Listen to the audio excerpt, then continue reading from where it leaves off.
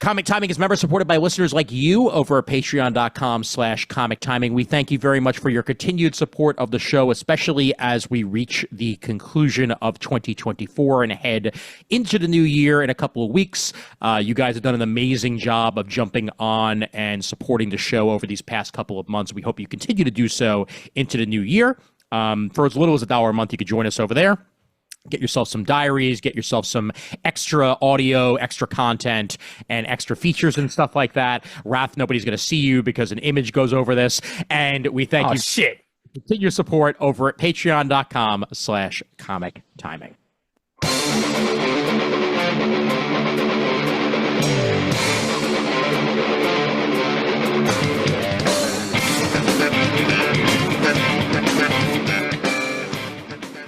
Hey there, folks. My name's Ian Levinstein, and welcome to episode 235 of Comic Timing. And we got a large group of us here, as there's a lot of stuff to talk about. It's been a couple of weeks. We're post our Thanksgiving comas, or if you're Jamal Igle, post bread, cheese, and wine, because I guess that's for Thanksgiving. I don't know. Speaking of which, Mr. Jamal Igle, welcome back to Comic Timing. Hello, how are you? I am still jet lagged. Good. That means we'll get some good content out of you today, man. Always great when the inhibitions are entirely gone and you have no idea what you're saying because you're absolutely exhausted and wake up at 4 a.m. every day. So this is true. This is nice. Very, very true. Nicely done. Mr. Casina, Brent, what's going on? I'm here, surviving. Yay. I mean, yay? I don't know. Yay? There's a lot of kid medical crap going on. I'm just glad to be here with you guys. Yeah, and you had your vacation, I saw, which was a thing.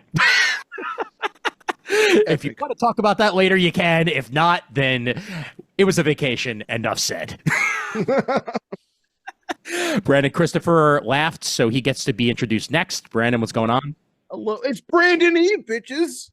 Yes, happy Brandon Eve. Yes, and you'll be celebrating with something that we'll discuss probably a little bit later on today. But we're 4 of us in this call are going to be in the same place this weekend, and looking forward to that. Indeed, God, reunion. Chris Naudis is one of those people who's going to be in the same room as us this weekend, and in the same room as me, and on the same Amtrak train as me. Oh God, there's going to be a lot of me. I'm sorry. Ew. I mean, it's fine. I mean, if I put up with you for nearly a decade, I think I could tolerate a weekend. But can your girlfriend tolerate it? Boom, boom, boom. I was gonna say it's been quite a while. She had to put up with you. Yes, that's very true. That's very true. Raph Suhu, I put up with you. Oh, so many people put up with me. So many. Too many, really, I think. Yes. Yeah, I'm here. I'm also here. I'm alive. Excellent. And hopefully for more than 30 minutes this time around, maybe about an hour, we'll see Donovan Morgan Grant. Well, it all depends. But either way, the amount of Donovan that we get in our lives is enough to fulfill us. So Donovan, welcome back. Oh, that's very sweet of you to say. And at the end of 2024, I still have a warm spot in my heart for X-Men 97. God, that was awesome. Yes. So definitely one of the bright spots of this year that had a bunch of shitty stuff happen. So yes, indeed. Oh boy, did it. 100%. Yeah. Oh my God. You know, I want to start things off before we get into something that that is a lot more relevant. How did I completely miss that IDW is launching its own app? Like this appeared. What? Yeah, this news came out 6 days ago. Fuck up, really? I was just randomly searching IDW before we got started here, seeing if they somehow were smart enough to reverse their decision on their shitty new logo. And unfortunately, it's still there. But IDW is launching a brand new app available, publishers' latest releases, including TMNT and more. Essentially they're going to be in the same app space now as, DC and Marvel with their own independent apps. And as Comixology becomes more and more of a thing of the past, it'll be / Kindle, whatever, I feel like more and more companies are going to wind up taking this route for their digital stuff more often, that way they have their own space and they don't have to worry about the Amazon gods every single time they're putting something out. So basically going back to 2012. Exactly. Yeah. All I right. liked the consolidation. That was a terrible time. Consolidation worked in some ways because I loved being able to just go to Comixology's app and get everything there. Even though technically Marvel still had their own app and technically DC had their own app, but that was all through Comixology. Now this is all unraveling again, but when you think about it, it's the same damn thing as the distributors unraveling. Like this was bound to happen eventually because monopolies are just unsustainable in their own way. And now I think more and more comic book companies are just like, hey, let's try to make it on our own, especially in the digital. As you were talking, sorry, go ahead, Kris. I was gonna say, if I may weigh in on this, what it kind of reminds me of, I mean, is the fact that right now, even in the year 2024, is that so many of these, like we're talking about more TV and movies, that these streaming services, these really small ones, are thriving right now. When we thought that, consolidation was going to come and just collapse everything into like, maybe like 2 or 3 big players, and that hasn't happened. And I feel like maybe that's why IDW might even feel comfortable with this because with Comixology collapsing, maybe they could see that window of not just consolidation is not what people want. I mean, we don't want 60 streaming services, but we also don't want just 2 or 3. Right. I just downloaded the app and it's full of terrible animations. Oh no. Like you click on something and the covers pop up. Like boing. That only has 1 issue, so it's a bad thing to do. But TMNT, it's like boing, boing, boing, very bouncy. Whoa, Reaganomics! Why? I mean, You guys look, say that the Ninja Turtles is IDW's flagship title right now? Yes, it is. Yes. Very, very much. Yeah. Which makes sense. I mean, when you have a guy like Jason Aaron flanking it, it makes sense for it to, and also it's one of the most recognizable properties in the world, period. So, that 100%. that Well, I plus think- the big 3 is Ninja Turtles, Star Trek, and then Godzilla's getting relaunched next year, Right. which are 3 things I care about. We sell a ton of Godzilla comics at Barnes and Noble. I had no idea it sold that much. oh wow. Yeah. What were you gonna say there, Jamal? Oh no, I was going to say what Raph said is that, Turtles, well, it kind of makes sense. I mean, IDW seems to be able to foster that relationship with Paramount right now. So, it makes sense that they're going to push the Turtles and Star Trek in particular. I don't know where Godzilla falls into that little trifecta, but I mean, I don't know. It's interesting. It's interesting to see what the future holds, because I'm still pro digital distribution, very much so pro digital distribution. I think the only limitation, and I've said this repeatedly right now, is technology. We haven't found a delivery device that has the cool factor for people yet. And to explain for the audience what I mean is every big leap in media and technology always happens because there is one piece of tech that people feel comfortable not just owning but displaying and using publicly. Right. It's the reason why Google Glass failed. Oh God. It's the reason. Don't you ever tell Julian Lytle that Google Glass failed, okay? Google Glass We failed failed miserably. Google Glass, guys. It's why Zuckerberg's shitty Ray-Ban, video glasses aren't selling. They just aren't moving at all. What's on my wrist right now is essentially failed. Fitbit. Like Fitbit, Fitbit's absorbed entirely into Google now. Like they're not even going to be making their own devices probably within the next 5 years. Right. It'll be Google from there. You're supposed to buy a smartwatch for that. Well, exactly. You when you think about everything that has over the last 40 years, give or take, 40, 50 years, give or take. Walkman, replaced by Discman. Discman replaced by Zune. Zune replaced by the iPod.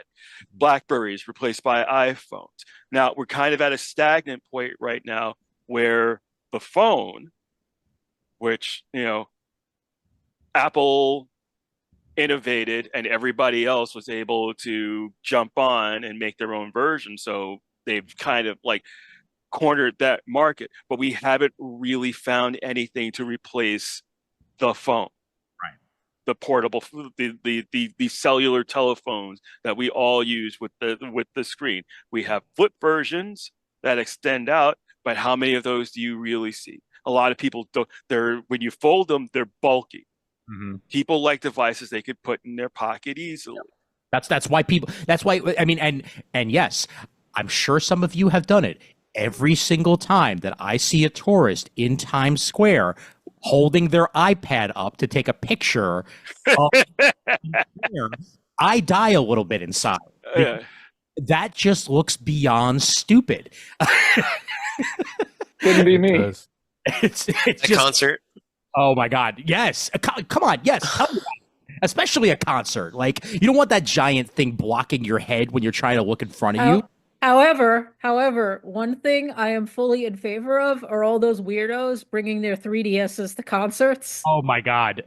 This has been a thing. It's been going on for several years. You see the kids holding them. It's not just PAX. Like at normal concerts, people are bringing their Nintendo 3DSs and recording it on the shitty camera. And like they know the video is not good. But apparently the whole lo-fi aesthetic is really in right now, which is why you also have kids buying really old digital cameras. Oh yeah. Like I think it's the funniest thing because I had those digital cameras and I couldn't wait till I could get a better one. Oh my God! My daughter wants. My daughter for Christmas wants a camera that prints out the picture that you have to shake, and I was like, a Polaroid. Yeah, yep, they came back. Yeah, they're back. It's amazing. I have it. Listen, I've got an entire drawer of digital photo and video cameras in my living room. Mm-hmm. I'm trying to convince my wife to let me sell them because we could make some bunk. There is literally like 5 or 6 cameras in a drawer in my living room.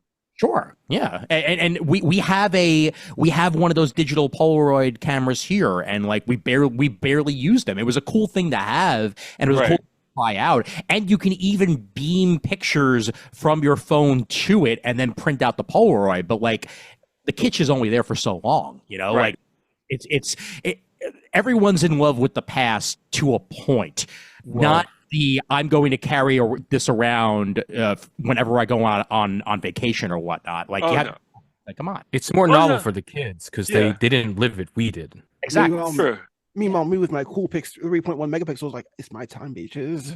Yeah, no, I don't even think I have my 3.1 megapixel. Like the thing was just falling apart because I used it a lot. Oh no, I'm not above the whole nostalgia thing. I started collecting vinyl albums a couple of years ago. Like I enjoy finding cool older album stuff. I mean, I'm a 70s kid. I grew up with vinyl, so it's not like there's no novelty to it for me other than to be able to like I just bought a copy of Sgt. Pepper's Lonely Hearts Club Band, like a first edition for $20. Like that makes me happy. Yeah, of course.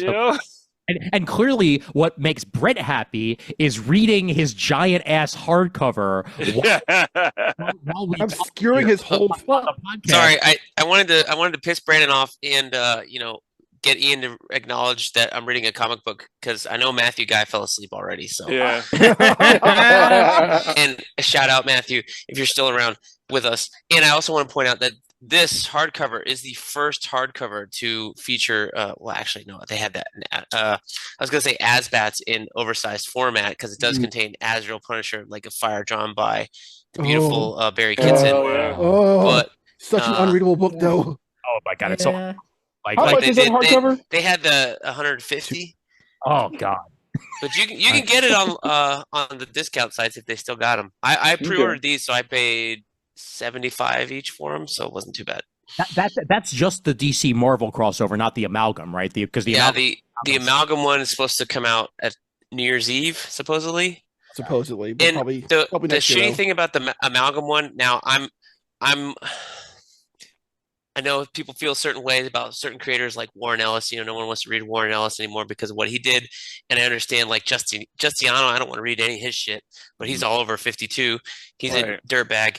But apparently the guy who wrote JLX back in the day is also a similar type of dirtbag. Yep. I don't know if it's Gerard Jones or a different dude. Anyway, they left his issues out of the omnibus, of which I'm like, if you're going to do one printing only of the amalgam stuff, like, can we just include it and just ignore that he's there? Yeah. Like for the artist's sake? Well, because now it's incomplete. Only because I think he would actually get royalties if they did it. That's exactly. Yeah. But I mean, when it comes down to it, I guarantee you that it being a joint effort certainly played a part in it, one way or the other. I know why. Okay, I think I know why. Yeah. And okay, this is in the weeds. But I think so. I think because Marvel got Spider-Boy as an actual character now. I think that's literally the reason why. Okay. Really? That makes sense. Yeah. The trademark. Mm-hmm. Oh, because of Slot's character. Okay. Mm-hmm. Right. Interesting. Okay. All right. Well, whatever. I mean, either way, it sucks no matter what. And, don't be an asshole. Yeah, don't be an asshole, and don't do the other thing also. Especially don't do the other thing. Don't do horrible things. Don't do horrible things, damn it. But going back to that hardcover, how many like roaches have you killed with it at this point? Because like that thing is like, I mean, how many pages? Like it's got to be at least like 1,000. I will let you know. I pay for pest control, so there are no roaches in my house. No, that is like keep them out. It's like what, 50 issues there? Yeah, it's quite a lot. There was a page number on the bottom here. That's easily 600 pages. No, it's more. That's the sexiest collection I've seen in a while. Look at the table of contents. This is the problem. They put page numbers in the table of contents. There you go. 1,000. Wow. Okay, you know what? I'm looking on in stock trades. Worth $150 then. Yes, that's actually. It's got a ton of extras in the back. There's all the forwards from the trades, the crossover classics trades that are out there. There's literally like every issue has black and white art that's included. I just radically turned to the Aspen. That actually is really look at that glorious armor. And the really neat thing is, I did a whole 30-minute overview of this on my YouTube channel. If you plug if you want to go watch it. But before every issue, they have like if they have something to print, like from the editor, from the writer, it'll have a little write-up about like how this project came to be or what difficulty I had writing it, or like a small reminiscence. So it's almost like a mini forward before some of these issues, especially the older, maybe not the 90s ones, but the older ones like the Dark Side, Hunger. Was that the Titans? X-Men crossover. Yeah. Here we go. Here's a page from Chris Claremont of writing about whatever the heck I just page passed. But like it's like a mini forward or afterward for every issue. There's the Titans ones with the Simonson. So I've never read any of this stuff except for that Batman Punisher Circle of Fire. So I'm excited to read it. Very cool. Very cool. Yeah, well, I along those lines, I mean, I might as well get this question out there. Did anybody buy any discounted comic book or comic related shit for Black Friday / Cyber Monday? As I know, tons of them are on sale. Ian, let me tell you a story. Yes, Brandon. I work at a comic book store. Yes, you do. It was slow that day. But by 8:05 we had made our sales. Okay. Because myself and another coworker had bought all our stuff. Aww. You're part of that self-licking ice cream cone. That's legendary. We found it. God, it's such a. Honestly, we were having buy one get one half off sale on everything in the store except for current issues. Yeah. Your boy may have gotten some trades and some things also. So I didn't buy this on Black Friday. I bought it before my trip because my watch was too loose and I didn't have the tool to take out the link or whatever. So I found a link and I wanted it to come overnight, right? So on Amazon, they're like overnight shipping with qualifying purchase. So I need to spend $35. And I was like, I'm kind of interested in this because I've never seen any of the issues or read it. So I bought this atrocious beast, the Wildcats Compendium. Wow. And I will say I've read the Robin Compendium I have, and that one held up pretty good, and that's like twice as thick as this one. The Nightwing one is about this thick, and I have the Starman ones. I haven't read those yet, but I don't know. I don't know if this is gonna be fucking worthwhile or not. I mean, $35, not bad. Like it got me the watch tool overnight right before my trip, which is really what I want. There you go. So, I don't know. I didn't buy anything for Black Friday. It's blurry, Brandon. Blurry. Brandon, you're blurred. Yeah. It's edited for content. Yeah. Hold on. Oh, see, it's the Werewolf by Night man thing. Oh, it's the color edition. Yep. Can we show that on screen? Is that allowed? A giant-sized man thing? That like yeah, that? I mean, come on. Oh, look, man thing half off, okay? Man. Long phallic tendrils. Oh my god. Half off of a man half off thing? your man thing? What are you, Lorena Bobbitt? What the fuck? Hey! Wow. You're welcome, 90s kids. Oh my god. The one thing slightly geeky related that I got, I mean, only if you really want to put it that way, is I bought my PS5. I mean, my PS5 was bought last year, right around Black Friday. So that's when I had my PlayStation Plus renewal coming up. And I knew if I were to have my PlayStation Plus lapse for literally a day, I could then get it for discount. And lo and behold, that's exactly what I did. So Nice. Using a sale on PlayStation cards that I found online, I spent, I think, like $88 for $100 worth. And then got the renewal for my PlayStation Plus at about that price. And I think I wound up spending maybe an extra like $3 on top of that once tax and all that jazz. So that worked out nicely. That was the one. You play Spider-Man 2? I'm playing Spider-Man 2 right now, actually. Okay.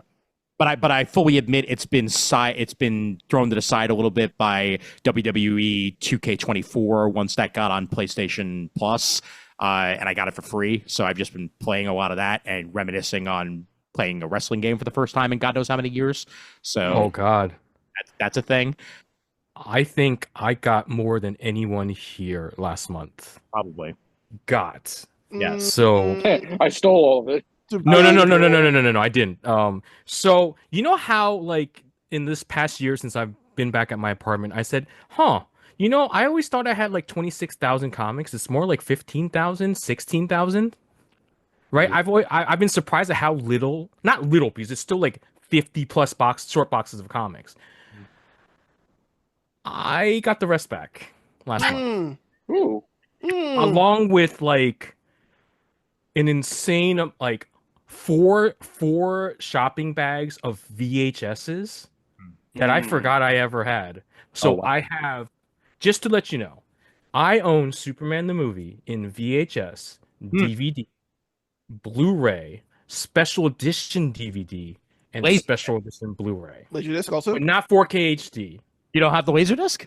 I don't have the Laserdisc. I don't have a laser. I've never had a Laserdisc player. I've never.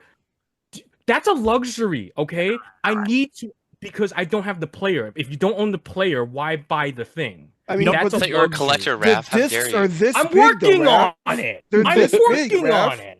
Look. I'm working on it. You know that if you don't own the player, you don't own the game. So like that's Exactly. Wait. Exactly, and it's not time to play the game. So you don't have it on Philips CDI?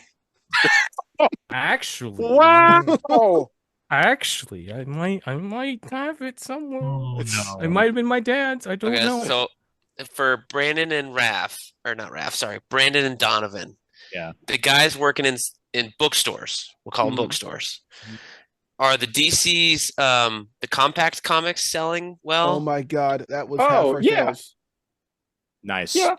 Yeah. I mean, like they are easy. I'll tell you this. The other day, I had your kind of like mom looking to start her son on. She wants, her son wants to read comics. She wants to read Batman, and especially with Hush, like it's like this is like a definitive, first time reader of Batman kind of story. And if they see a small $10 book, with that and All Star Superman, I just did a re-up order on All Star Superman for the holidays. In addition with like your Watchmen, and even the Invincible compendiums. Not everything sells. I think that horror fans might see American Vampire like, oh, what's this? So it's a bit story dependent, but like those been doing fine. Yeah, they're doing bangers and crossovers for manga also. We put them in our manga section.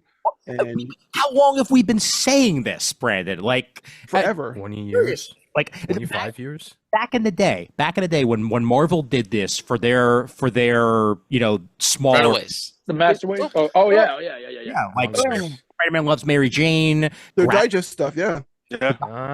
Gravity. Yeah, all that stuff made so much sense. Spider-Girl came out that way.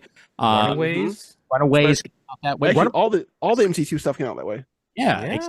I think even Sentinel came out that way, and it was smart then. And I was shocked that they didn't continue it. And maybe it was just that they didn't want to spend the money on another form factor for too long. Mark Brooks Spider-Man. I forget what that title was called forever ago. Follow-up question. How is the DC's Finest going? Because I fucking loved this book. I love the layout. I love that I have most of Gail's run, but this is the only one I bought. The Batman one is so weird because it's literally sequential from like 86 to 88 or whatever. So you have post-crisis Jason Todd in the same trade acting completely different. This is the strangest thing I've ever seen in my life. Oh my God. I don't know if I love that. It's weird. Actually, I'm morbidly curious.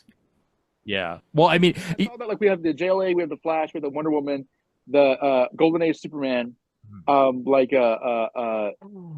to say like early modern age or dark age Batman. It's like 80s Batman. We only have one copy of each, so I don't know. Okay. I've really seen a lot of movement on them, but we got them like 2 weeks ago. So I was kind of wondering because, like, to me, like I feel like the Wonder Woman one would sell in the Batman one, but everything else is like just so old. Like, I'm not interested in reading it and buying it. So I didn't know if other comic fans my age, almost 40 or over, are like buying that stuff because they had the DC archives long time ago, and those never went anywhere. It's very much for older fans because like I was flipping through the JLA one. It's like Silver Age JLA, and there's like in the middle of the issue, there's like kind of like Captain Planet-esque PSA. It's bad to be racist issue where like the Flash is like, this is a so and so guy. He's a good citizen, but he's a Negro and he's not treated very well. It's like, who is reading this if you're not a hardcore fan? The Orient is your friend. Yeah, it's that era of JLA. Yeah, I mean, a lot of them sorry, go ahead. I own Action Comics #1 in the facsimile edition. First the archive, the hardcover omnibus, the softcover omnibus, the 2000 facsimile, and the most recent facsimile, which is 2021, I think. I'm the target audience of those big ass books. It's me. Right. I'm the problem. I just picked up the Batman one that came out a couple weeks ago in the foil cover because I'm a sheep and I see foil cover and I'm like, mine's foiled too. It's shiny. Yeah, it is. The 90s taught me shiny comics are worth $1 billion. And like this is a few years after they had the like those collections like Cape Crusader and stuff where they collected those books. And I'm not necessarily bitchy. I just think it's like really weird. Like it's an odd assortment of books, at least for Batman. And you have like the Wonder Woman is the Wonder Woman one Gil Simone? Yeah. So Wonder Woman one, it starts off with randomly the Outsiders, where the Batman's picking who's going to be in Batman and the Outsiders, Chuck Dixon's book. So it's got the Countdown Wonder Woman Grace crossover, which is a pretty good issue. It's standalone. Then it's got Brave and the Bold #7, which is the George Perez, Mark Waid standalone issue. And then it starts off with Gail's run from 14 all the way through 35.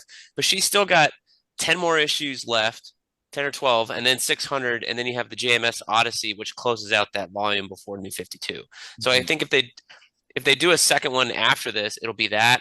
And then if they do one before this, it'll be Rucka? Who is Diana Prince, Jodi Picoult, Alan Heinberg, and then Jodi Picoult, Amazon's Attack, and then it'll run into this one. Because remember, this was post Amazon's Attack, so everybody, it's like the Amazons are gone, and the one thing it's missing is like here's what happened in Amazon's Attack page, because they just throw you in. But I mean, the paper quality is nice. It held up really well. Like Aaron Lepresti's art looks phenomenal. if they do a Supergirl one, I'm sure they'll start with Jeff Loeb and Michael Turner and all that nonsense. But sells well, maybe we'll get Jamal's run finally in one spot. That'd be awesome. Yeah. Oh hell yeah. Yeah. Well, I mean, it's pretty obvious to me that there's a very specific subset of fans that these sort of collections are for, and it is definitely the older crowd. Because I mean, there's no way in hell, for the most part, you are going to see younger kids buy the small form and then suddenly be like, I want to buy this, Wonder Woman Essentials collection. That's giant and has runs that they've never even heard of in it. It's not really gonna be for them. I mean, Gail Simone is a sell, of course, but for people who already know that sort of thing exists, especially because it's not even like that obvious that this is what that's going to be more than anything else. Well, it's just really strange that they started DC's Finest, which runs through, like on the numbers on the back, it runs through 1938 through 2011. And then at the same freaking time, they're recollecting JLA Book 1. And then at the same time, they're redoing JSA as freaking compendiums. And it's like, are we doing Book 1 of JLA, or is it going to be in a DC's Finest 2 years from now on? Am I going to recollect this? Like, how the hell is this going to work? They're going after new fans with the smaller compact trades, the webtoons, the DC Go web scroll that they call it, and they're going after old fans that they really pissed off with the New 52. Because all the classic stuff is getting republished. Yeah. Okay, but my thing is, in the small compendiums, they're publishing Wonder Woman Earth 1? Yeah. So that's volume 1, 2, and 3 all in one compendium. Yeah, but I'm like, that's a little. That's a good point. I see what you're saying. That's a little weird. But also, I mean, I would say the same thing for Watchmen, quite frankly. Watchmen's not exactly for kids. It's it's not for kids, but that Wonder Woman Earth one's like a very I guess you would call it a woke book per se. Loving submission, and they mean submission. Risque more than. Are you talking about the scene where like she says, "Hey, let's do loving submission" to like Black Steve Trevor with like the chain and the bondage collar? Mm-hmm. Oh yeah, I remember that now. It's a pro BDSM for sure. But I thought that was funny. I don't give a fuck. Volume 2 and 3 are fantastic. 1 took me a while to get into, but once I read 2 and then 3, I went back and read all 3 of them, and it's really great. Yeah, but I think Watchmen's more just to piss off on or piss. Well, I mean, Watchmen also just sells all the time during the holidays, so I think it's just like you kind of get it out anyways. And with the movies that just came out, right. It was a way to republish it and have it be a little bit different this time around rather than the 18th edition of the exact same thing. So yeah, a little bit. The movies that none of us watched. Yeah, get fucked, Alan Moore. I watched part 1. I have part 2. I'm waiting to watch it. Okay. I mean, I think part 1 and part 2 are both on Max now, so that's probably. Part 1 is. Part 2 just came out, and I bought it. Because I buy all of them. The voice acting just just seemed very affected, and I saw the scene where a comedian is like crying in Moloch's room, and he was like angry. Where on the comic he was kind of like hysterical and crying. And it was like, this seems a lot. It seems like it's meant to capture inattentive readers' attentions rather than actually adapt the tone. But we could. How many times can we bitch about Watchmen adaptations throughout our lives? Yeah, right. Well, if they keep doing them, then clearly we're gonna have more and more things to dissect as time goes on. So this is now the technically the third attempt.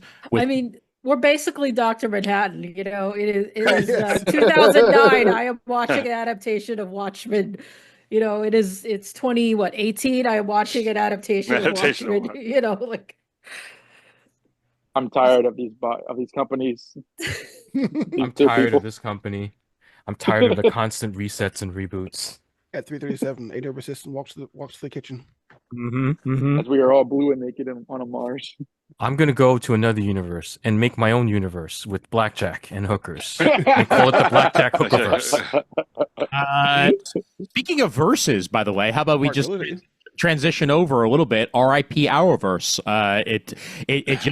It just happened. The final episode of Superman and Lois, which technically is not a Arrowverse show, but it is, but it isn't, but it is.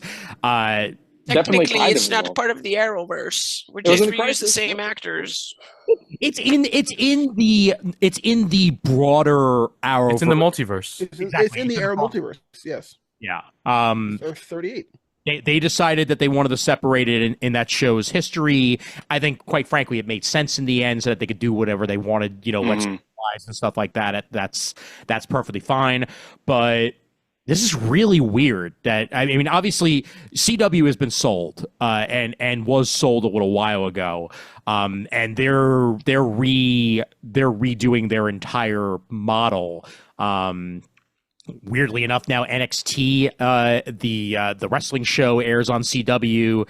And other than that, what else is new on the CW? Nothing for teenage girls. There's two broke girls. It's all this. All day long, two broke girls. It's Because it's the G4 of networks. I think they're still showing All American. I think that's like one of the few bits of original content they're still doing, at least for the time being. So from what I understand, because I followed the NXT thing, their CW is looking more for like live content and not like scripted content. So like more sports stuff, more like, you know what I mean? Like, because people still, the big draw to traditional TV still is live events. And that's the thing that draws, but it's not prestige TV anymore because you can go to a streaming service for a lot of those. And it's not anything else. So all they have left is sports, and that's, or like, sports, live entertainment, which NXT falls under that. So all of you except myself and Jamal should pitch Beauty and the Geek. Redo. Oh, God. Technically Ian's taken, I know, but he could still get away with it. He's not married per se. The rest of you folks could do it. Come on. Listen. Beauty and the Geek had a very specific time period, and I do not want to see that come back, quite frankly. I forgot all about that. Oh boy. Hey, Mario Muscar, if you're listening to this, that's the one person I know who was on it, and he had some positive experiences from being on it and made a couple friends and all that. So the only reason I ever watched it was because he was on CGS and called in, and they were like, "What's this show?" And he talked about it, and that's the only reason I ever watched it. Yeah. Oh man. Was it 07, 06? Something like that. Yeah. Watched 3 or 4 episodes of it, and that was the most I could stomach because it's just not my style of show at all. But that's what they seem to be going for. Who of us actually watched the finale, the Superman Lois finale? I watched the last 20, 30 minutes. Yeah. All right. Okay. Then I'll throw it to you guys for thoughts because I'm way behind. I'm still on, I think, season 2, and my ass down and catch myself up. But Donna, we'll start off with you, man. What'd you think of the final Arrowverse show and the way it wrapped up? I mean, I for like 90% of season 1, and then kind of fell off, kind of like with Supergirl in that, like, I liked it. As you get older, you have older stuff. So like I kind of tuned in just for this, and it's funny because I think that Superman and Lois is probably the most consistently highly enjoyed show of all of most of the Arrowverse shows. Like most of the ones at their heights definitely tapered off near the end, and it seemed that Superman and Lois benefited from only 4 seasons. That, like, I never heard anybody say it fell off. Like, people who I know are Superman fans, start to finish, and I enjoyed seeing that. The ending, which I'm not going to get into explicit spoilers, may not. I think it's definitely new because, how many Superman stories are there? So like it's ending for itself, and I think for the overall franchise, that was interesting. And I like how it was, definitively Superman. In my experience with the character in the last 10 years or so, it feels like Superman has had such anxiety approaching that he's always being kind of, pigeonholed with Batman or a larger Justice League kind of thing. So to see a finale where it's him fighting Lex Luthor in Doomsday, and it's about him and Lois, that was kind of heartwarming. I mean, that's obviously what the show is about, but like the fact that they never needed to like goose it up any bit was nice. I was on the phone with my friend Josh after it ended, and we were kind of going through like the various finales of all the other shows. How does this compare to like Arrow and the Flash? And I never saw Supergirl's finale, but also like I think of Smallville, and then we kind of tapered off into other shows like Titans and Gotham and stuff. Oh, Smallville's finale, and the way I still hate that. Hey, the last couple of minutes of Smallville, to me, top on an emotional level. I'm not going to tell you that it's the best writing ever, but it was interesting to kind of see how, in this context, started off as like, you know, a text message and a pair of empty boots on Supergirl to a highly enjoyed 4-season show that ended the Arrowverse. I just thought that was really interesting. So, you know, ultimately thumbs up. Nothing really to say against it, but in terms of the larger Arrowverse, like the Arrowverse itself is a separate conversation, which is a lot more interesting and a lot more, you know, up and down, which we'll probably definitely get into. Oh, absolutely. Yeah. Raph, I mean, you got the last 20, 30 minutes of it. I'll go to Jamal last because I know Jamal saw the whole thing and he's definitely got his thoughts. But Raph, what'd you think of what you saw? So I haven't watched this season yet because I don't have traditional TV. I'm in the middle of like season 3 in my rewatch, my first watch. You know, like the absolute gigantic Superman nerd in me is like, this isn't how it's supposed to end. But in terms of a story, in terms of like the story, what the story they told, it was really well done. You got this ultimate showdown with Lex Luthor, which I don't think there's another character you really want that with, unless it's Doomsday. And if it's Doomsday, 9 times out of 10, you know, Superman's gonna die, and I don't think you want to end on that down note for a series. I thought it was really heartwarming, like you know, but like I'm an easy mark. Like you just put Superman in something and just give him some sort of like decent plot, and I'm just gonna like. I mean, look, I'm the guy that still has a warm spot for Superman Returns, even though the world's against me on that one. So let me. So when I say this was good, I mean like you can take it with a grain of salt because I say I like Superman Returns, but it's on the level that Superman Returns could never reach because it was a 2-hour movie, and it tried. It just didn't do anything right. Where like it didn't do enough things right. Whereas Superman and Lois, without having watched the last season, I felt like it did a lot of justice. I got the gist of what they did in the 4th season without having seen it, right. And I think they did a good job of like capping off everything. It just felt right. It felt right for the series. Now, if you told me that's how Superman's like story ends, I would say no. Of course, this is course. Not. Well, because but like, kind of like Dark Knight Rises, I think. Yeah. But like the thing is, like for what they were trying to do and what they did with this series, you know, it's like I thought the Arrowverse peaked at Crisis. I thought Crisis was the ultimate accomplishment of superhero TV. I agree. You 100%. did an event that no one thought was translatable. You translated it and you gave us everything we could possibly want, and then some. Yeah. And I thought it was over after that. I thought because the quality would drop off and everything. Superman and Lois has been the exception, and I'm glad it was the exception, and I'm glad it got the ending it did. Even if I could watch 117 billion seasons of Superman, and it could be the most boring garbage ever, and I'll still watch it because again, I'm that guy. You just put Superman on screen in front of me, I'm gonna sit there and I'll just tell people to shut up and get out of my way. You know, I'll quit my job and I'll just sit there and watch Superman. I'm amazed that the Arrowverse lasted as long as it did after Crisis, because when the Flash began, it was telegraphing that the Crisis was going to be essentially the end. And that there might have been something after that, but not a lot, you know, and then they kept pushing Barry's death further and further and further out and kind of got a cop out. One, I kind of wanted to just chime in on something Raph said when you mentioned that you either want Superman to face off against Lex Luthor or Doomsday. And I just had this epiphany while listening to your nice long little speech there, Raph, that and you of this group will get this. Doomsday to me is the Section 31 of Superman. Yes, see, absolutely. 1 billion%. To explain that to the rest of the group, basically that Section 31 being that like ultra black ops section of Starfleet, which was great in the episode it was introduced, but then they fucking beat it to death over and over again. I feel like that about Doomsday, where I think the initial story was really good. Yeah, yes, that too. Hey, the Weeping Angels, Quarter Vowels. Anything cool. Anything cool that is introduced will be brought into the ground until Poochie returns to his home planet. Hey, you want money? Let's do it again. You want money? Let's do it again. Let's do it again. Yeah. Nostalgia, baby. Yeah. My other thought on that was like, again, having not seen last season because I don't have traditional TV anymore. I watch everything on Max. I did recently watch season 3 and I'm just kind of amazed. I'm like, wow, you did a whole season where the main villain was cancer. Yeah. Which is just astonishing for any work of television, honestly. Oh, absolutely.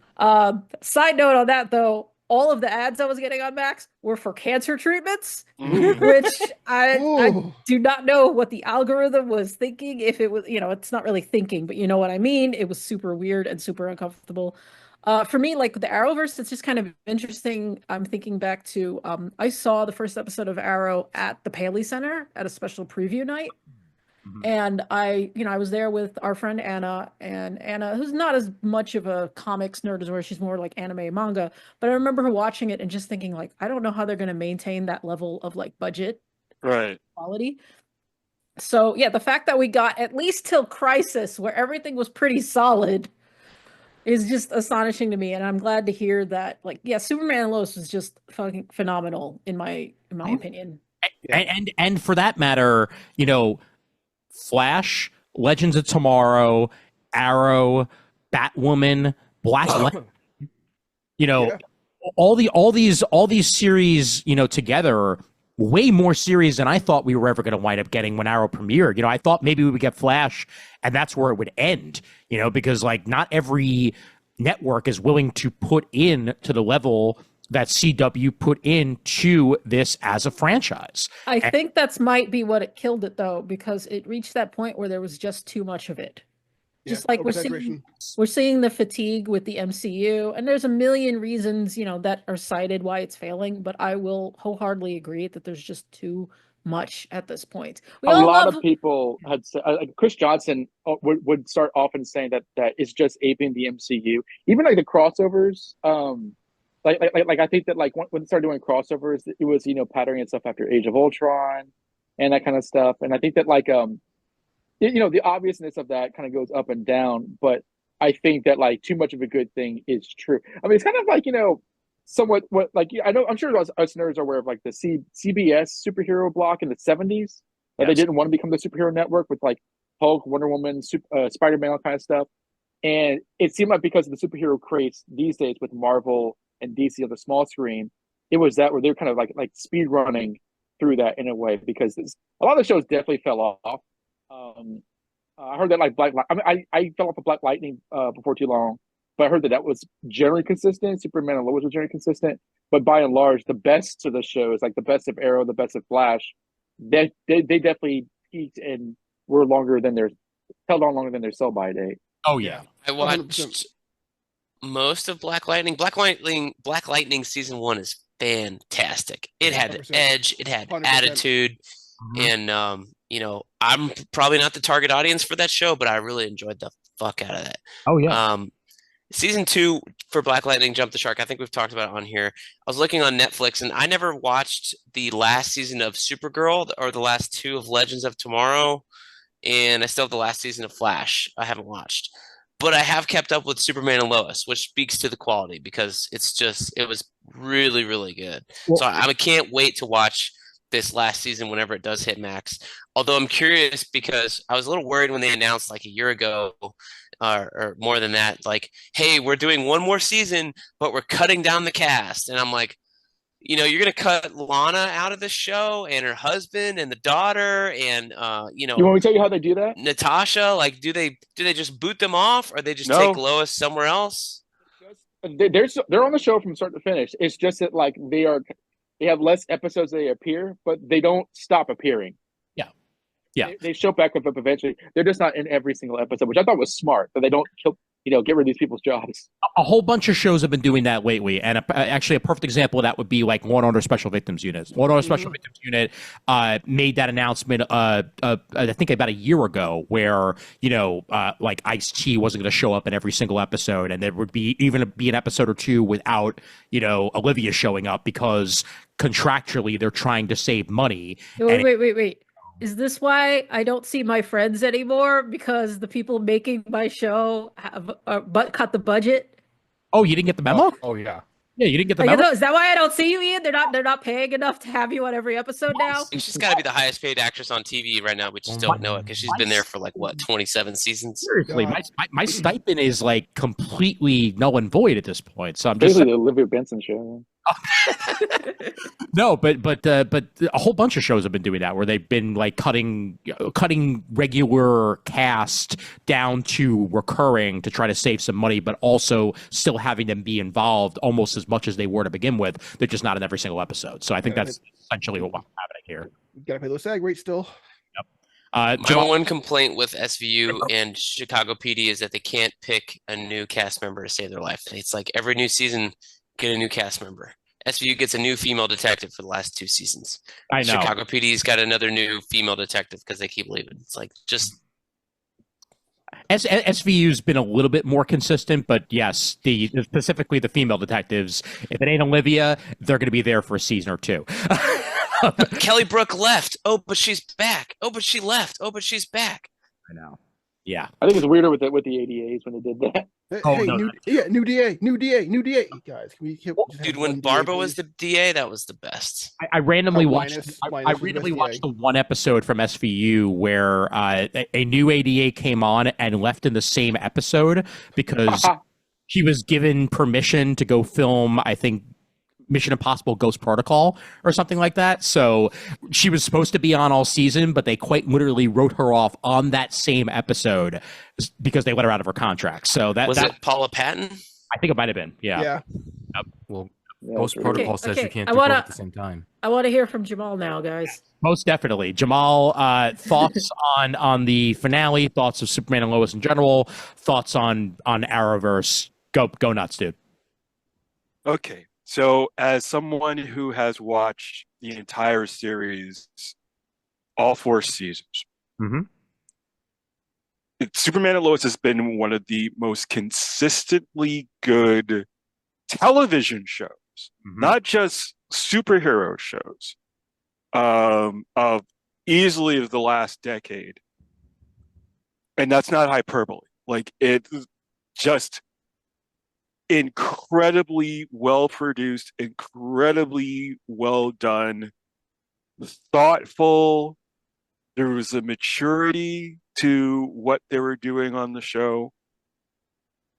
It is literally probably one of my favorite pieces of Superman related media.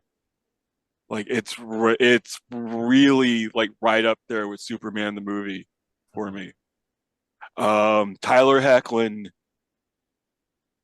has been and Bitsy Tulloch and the entire cast have been nothing but phenomenal. And the thing about this show, from the pilot episode, like the first 5 minutes of the pilot episode, absolutely hooks you.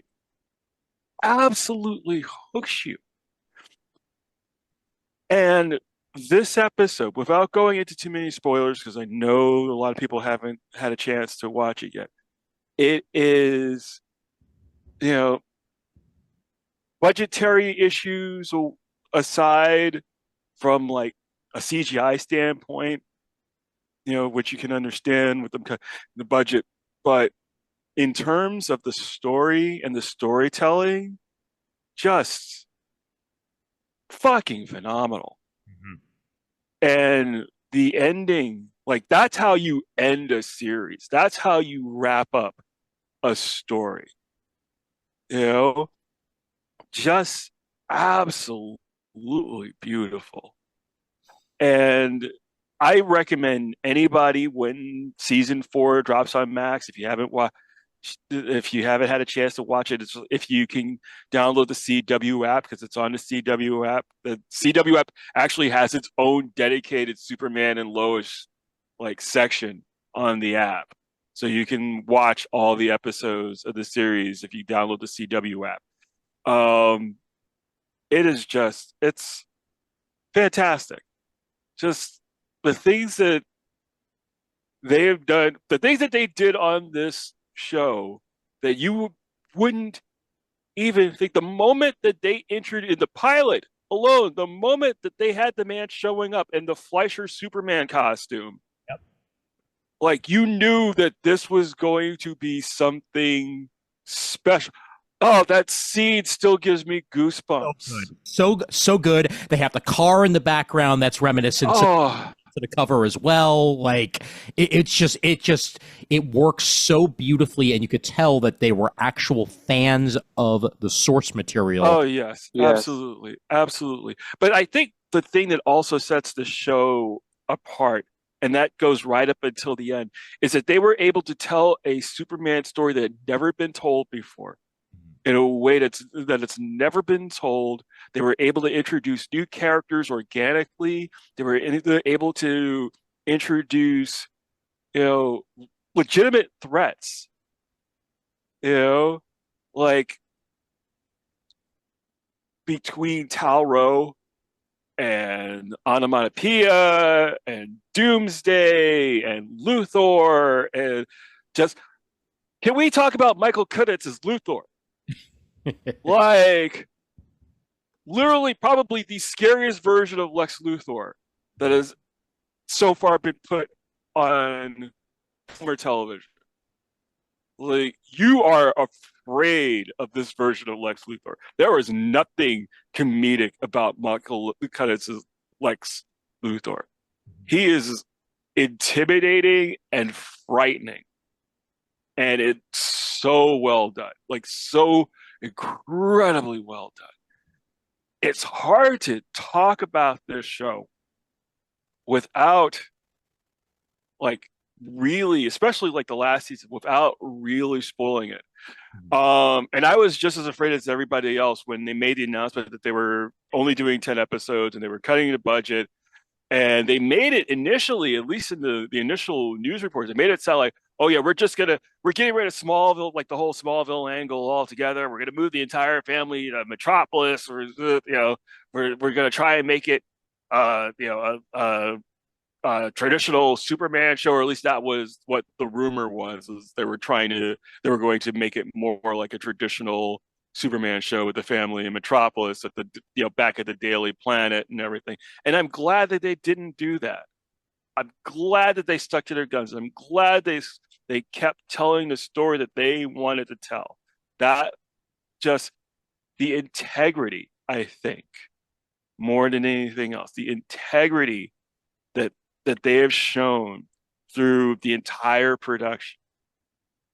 They had a mission, they had a story, they had a particular story that they wanted to tell. They stuck to their guns.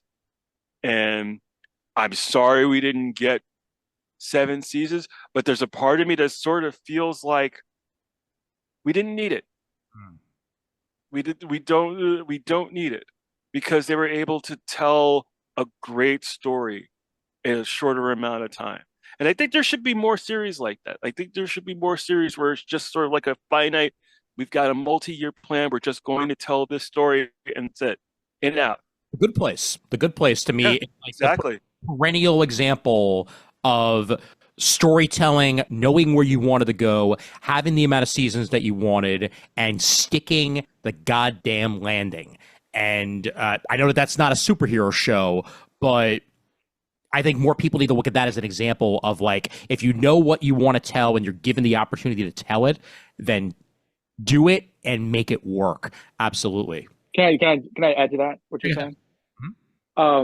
It reminds me of, like, My Adventures with Superman, which I like it. I've seen the whole 2 seasons, but it's not like the best thing I've ever seen. But what I appreciate of shows of this, of that, of other shows like Batman Brave and the Bold, is that, like, you can really get into something when you can tell that the people creating it are, genuine, true fans of the characters. Right. James Tucker loves that era of DC Comics, which is why Brave and the Bold ruled. The fans, the people who made My Rich Superman, they love the Superman franchise, but also like the post-crisis era, which a lot of that is included in this. Same with Superman Lois. Like I know there are so many Superman references that have gone over my head that I've had friends explain to me in that series, and it's effective. Like, I think, and I'm not going to turn this into some sort of like old, movie argument or whatever, but you can really tell when there are people who are there to bring about what they think is cool for the sake of their job and to show people what is cool from a property that they know. And when you experience that, especially as a fan, you just feel thankful that you had that experience. Most definitely. Yeah, no, that's 100% the case. And even looking back on the Arrowverse as a whole, some of the best of Flash was that. Yeah, the best of Flash was that. The worst of Flash was not that. And I talk about shows that really should have followed the example of Superman and Lois and not been around for 800 seasons. I call it the Showtime effect. For a very good reason, because Dexter went on 3 more seasons than it should have. Weeds went on 4 more seasons than it should have. Like almost every single Showtime show that has gone past 2 seasons has been around way longer than it should have. Homeland. Yeah. Homeland. That shit just would not stop because Showtime was like, well, it's got ratings, so we keep it going. I don't care. Supernatural is a huge example of that. Yes. 100%. Don't you take away my Supernatural? How dare you? But no. It went on a decade longer than it needed to. Well, I mean, yes, because Eric Kripke only wanted those 5 years. Oh, yeah. But I give them a pass because I think with Supernatural, it wasn't even about the ratings. It was the fact that everyone who worked on it loved working on it. Yeah. Having a damn good time doing it. Yeah, I can't begrudge them that. Like, if people are still watching it, everybody's getting paid and everyone's having a great time. Like, I am fine with that show being 15 seasons long. I tapped out around season 10, which was still fine, I thought. Yeah. Oh, no, I was going to say, if you're going to say about things going on too long, and we know, like, the various reasons why things go on too long, but one, bringing it back to, like, comics, I guess comics, but Death Note. Oh my God! Yeah, Death Note was not. I like Death Note. Yeah, but for those who are, if you've read Bakuman makes it very, which was the series that the creators made after Death Note about 2 kids, just trying to become manga creators and become stars and have an anime made out of it. And what's interesting about Bakuman is it becomes very clear as you read it, because when the kids start to take off and they become popular and they say, okay, we're going to do this series, but when we want to end it, we're going to end it. Oh, yeah. And I was like, holy crap, they are talking about Death Note, because it is very clear when you read or watch Death Note, it was meant to end at that point with Light versus L. Maybe with L's death. I do not know how the original ending was supposed to go, but that's the break part. And everyone agrees that the second half is just kind of mid. I just rewatched the anime about 2 months back, and even in the anime, when Nier and Mello get introduced, it's like, okay, why? Yeah. Like, yep, 100%. Okay. It's like I'm not still enjoying it at least a little bit, but I'm like, what's going on here? Like, what? So is this a filler episode, guys? Yeah. And we could go back, I mean, to make the anime comparison, and I mean, Kris has definitely heard me make this comparison, and we both made it. The first season of Bleach compared to the rest of the series. Oh, God, yes. Bleach started off as a horror manga and anime, and became Dragon Ball Z. Oh, really? And it basically, because of survey responses, because that's how Japanese material works. They go off of survey responses, and they also go off of whether or not something is making them getting the reads and purchases that they want it to. If it doesn't, they will pivot a series. Mm-hmm. And that's what happened with Bleach. Bleach started out as a somewhat serious horror. It's genuinely scary in like the first volume. Like watching it. Early Yu-Gi-Oh. Yeah. Oh yeah, back when it was just like games and not just the card game. Yeah, but the horror series. They made it another Dragon Ball Z, Bleach in particular, because they're like, well, this is gonna sell, and guess what? It did. It went on for 895 volumes. Like it was there for forever and a day, but it wasn't the same series anymore. And Bleach is also the reason why they changed the anime conventions in the first part. For the most part, they stopped doing long form that way. They started doing seasons because Bleach had so much fucking filler. Mm-hmm. Yeah, I think with Bleach, like we watched it, maybe we watched like 50 or 60 episodes of it, and it was fine, but God it was like bless the you. shift was disappointing. it was. What I find funny, I was reading like, 'cause, Bleach ended a few years ago, and I remember reading like an editorial about it. They said you always know when a villain's going to die because you get their backstory. Yep. Well, if it's Demon Slayer, you do. Yeah. Yeah, and Oh, like a God. lot of anime do that, but they said Bleach is really bad with it because you will get the backstory right then before. and there. Yep. In the 3 seconds before the blade hits their face, they just Demon- suddenly flash Demon through their Slayer will whole kill the villain, lives every and then time. like before they hit the body hits the ground, you will get a whole episode on their sad ass backstory to pull out sympathy from you. And after the fourth time, you're like, kiss my ass. And how many times have we seen superhero comics or even superhero shows do that same thing? Oh, yes. Oh, an episode devoted to this character. Wait, they just killed off that character? Are you because they telegraph it that way. But go to bring it back to the Arrowverse, talking about, shifts and whatnot. And we'll bring back Superman and Lois after this, but like one of my favorite shifts that happened in all the series, which was Legends of Tomorrow. And Yes. Yes. correct. God. Okay. I stopped watching when it was bad. Oh, okay. That first season, let's be honest, not great. It's not great. Okay, it's fine. It's fine. But that second season, when they're like, hey, you know what? Let's just be fucking weird. Yeah. And it was so good. I literally watched it backwards. Because I watched season 1 and I was like, again, I'll use the word again, it was very mid. Yeah. I was like, you're trying to be like American Doctor Who, but you don't understand like the wit or the humor or any of that stuff. This is bland. I don't like any of the characters. So I dropped it. And then like 2-3 years later, everybody's like, oh my God, it's so good. And I'm like, okay, I'll watch season 4. And then I watched season 3. And then I watched season 2. And I was like, I'm not watching season 1 again. Fuck that shit. But like it was so fascinating though to just do that weird thing. Go. Watching that proof of concept of Legends Tomorrow the first time, right? Yeah. Where it's them versus the War Machine, right? Yes. And it's just like, okay, I can get behind this. And then you watch the actual first season, like, oh, I don't want this anymore. But like every episode had like at least one cool moment still, like in the first season, like, oh yeah, we're gonna give you that splash page feel every episode. Mm-hmm. It was work. It was, let's be honest, it was some fucking work. It was, yeah. The were bad. Yeah. But I have oh God.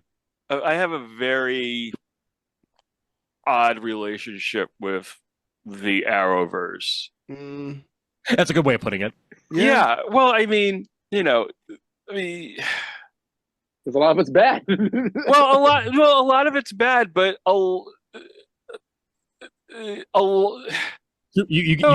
You got Supergirl baggage in there, man, because like a lot I've got Supergirl baggage in there. I've got Legends of Tomorrow baggage in there. Oh my I've got God, Flash baggage in there. Yeah. So, a lot of the stuff, especially for Supergirl and for Legends of Tomorrow, a lot of the stuff that I worked on at DC got translated into live action. Yeah. And, like, I got name checked in the pilot episode of Supergirl. Like, Oh my God. so I remember that. Yeah, I have Did Dean Cain say your name? Huh? No, Dean Cain did not say his name. No, Dean Cain did not say my name. I've not seen it in forever. I saw it like 3 years ago. Yeah, no, it's Sterling and I are a corner, and where the corner Sterling and Igle. Yeah, it's the Gates and corner of Gates and Igle. Oh yeah, there's the 5-alarm fire at the corner of Gates and Igle. That was Toyman's kid that said that. If I remember right. It's when he learns the secret, and she's like his. He's like her. So oracle. I have a very odd, like, tangential love for the CW shows. I think that 65% of it was good. Yeah. It's just a little harsh on him, I think. Yeah. I mean, the first 3 seasons of The Flash were phenomenal. They were. Yes. They really knocked it out of the park. Arrow, I think, of all the shows, was probably the most consistent up until the end. Although it did kind of meander its way into becoming Green Arrow, as opposed to how it started, which was just, well, we can't use Batman. So. Yeah, it was Timu Batman. Well, first off, we have Batman at home. Batman at home. But it wasn't the first time that happened, because the same thing happened on Smallville. Smallville wanted to use Bruce Wayne. They didn't get the rights to Bruce Wayne, so instead they used Green Arrow, and that's how we got the Smallville version. Right. So, but they were able to pivot and, find a voice of its own. And I think the only thing that really sort of hurt Arrow as a show was we were getting way too many vigilantes. Yes, we were. Like there were way too many characters on Team Arrow at some point. Like, could have done without Mr. Terrific. I loved Wild Dog though. I'm just the opposite. I would have kept Mr. Terrific and gotten rid of Wild Dog, or at least had him. But no, because think about it, Brent. You've got a season where Wild Dog, Prometheus, and Deathstroke are all running around. Yeah. Like, talk about redundancy. I know. Hey guys. That Prometheus and Vigilante. Scarecrow mask was dumb. And Vigilante. Yes. I was just going to say, you said too many vigilantes. They literally had vigilante. God. Hey guys, let's get a team together of Mr. Terrific, Wild Dog, Huntress, but different Huntress though, and Ragman. But we'll use Ragman just once to throw him out, and guess what? He's gone. It just kills me that at no point did Stephen Amell ever act like Oliver Queen. that was always annoying to me. As a Jew, I was very, very happy to see Ragman on screen. And then I only saw him that one time. And I was very upset because I thought I was going to get more of him, because he's one of my favorite. He's honestly one of my favorite characters at DC outside of that, because like the Shadow Pack stuff and all that jazz, there's a lot of really cool stuff that you could do with Ragman if given the opportunity. And they didn't, and that pissed me off. No, but I remember reading him like at the tail end of like the Batman Reborn, like Bruce Wayne coming back, like tie-in stuff. He's a cool character. No, but I think the problem with Ragman is the same problem you have with Damien Dark. Like, they don't really fit. No, they don't. No, no. They can't. That ground level. Yeah, no. It's like they tried doing Mystical before, also with the season 3, and it was just like doesn't really fit. They put him against Ra's al Ghul, for Christ's sake. Yeah, like it's like, oh God, we're gonna put you against Ra's already. Cool. Can we also point out? I mean, first off, the balls on the Arrowverse, because like even when we got Batman, we didn't get Batman, we got Batwoman. Right. Yeah, true. That was a whole quagmire. Yeah, we get a Superman and Lois show. I mean, yes, again, technically tangential, but we got Superman at least in Supergirl, and eventually we got a Superman and Lois show. But when we get a Bat Universe show, it is Batwoman, and then the actress playing Batwoman only sticks around for a season, and then they need to like completely retool the show from there. Which, whatever, shit happens. Like You either choose to recast and you continue on, with the same Kane character, or you move forward. And we never did actually get, outside of Crisis on Infinite Earths, Batman in the entire Arrowverse, and it was just a cameo essentially. It was a great one. Yeah, I was fine with that. I just wanted to chime in that I'm still really pissed off that, they bring in Kevin Conroy, which was beautiful, and he's basically playing the Batman Beyond version. And I was like, if you're going to be Batman Beyond, can you give us some Terry McGinnis? Yeah, I know. Right. And we said it should have been David Mazouz. Yeah. I mean, I was mad that they made him like evil and crazy. I thought that was a rude waste of Kevin Conroy, honestly. That bit pissed me off. Well, and that I was going to say that was the one thing in Crisis outside of getting a little bit more Batman that I would have loved if they would have found a way to fit in David Mazouz and Gotham, You Cowards. It could have happened, but they either decided they didn't want it, or they just They keep. I'm going to continue to bang Crisis again. I don't remember. Like what? 2020. 2020. Okay, so It was 2020. It was Okay. the longest year ever. Yeah, that year. And I mean, it's still going on now. That year. I measured it. I measured it by how long it had been since Crisis. I remember saying, "Hey, Ian, remember? You know what happened this year? Crisis on Infinite Earths." And he was just like, "What the fuck?" And I was like, "Yeah, Oh, that was God, 4 that's right. months ago." God, that's right. Just I think it before started the pandemic in the too. Didn't it start like the winter of 2019, like before Christmas, and then it ended Yeah. in It was 2020? a month. Because I It was remember 1 month. Yeah. I remember buying one of those episodes on iTunes and watching it on an airplane. So it must have been the beginning of 2020. And the fact that these shows, you know, managed to survive the pandemic the way they did. I mean, yes, it truncated stories. Yes, they had to work around that, you know, when the protocols kicked in and stuff like that. But this is a superhero show where Right. you know, crowds of people are kind of a thing that's going to wind up happening in an ensemble show of this sort of nature, and that the existing shows were able to survive past that really is an achievement to look at. Sure, the quality may have been so on the Return of the Flash or what have you, but like Legends managed to pull it off.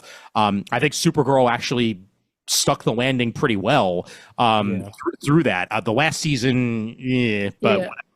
So I do think that the lockdown specifically, we should say here, pandemic's still going on, people. That the lockdown is what killed Flash. That truncated season, it never really recovered from that. But like, I feel like the stories had just dropped off from there. Well, Everything was and they fired who was it? Whoever Ralph Dibny, the actor Yeah. like elongated man, just disappeared all of a sudden. I mean, that didn't kill the show. No one cared about that. But like, No, it did no. happen. Well, I mean, I liked Ralph and I missed him a lot, but I do feel like, the storylines just got really weak after that. I also think, honestly, Crisis did sort of kill a Flash because I was having just watched the last season of Flash recently. I mean, like earlier this year, maybe. I don't even know. Time has no meaning anymore, and it was terrible. 2020.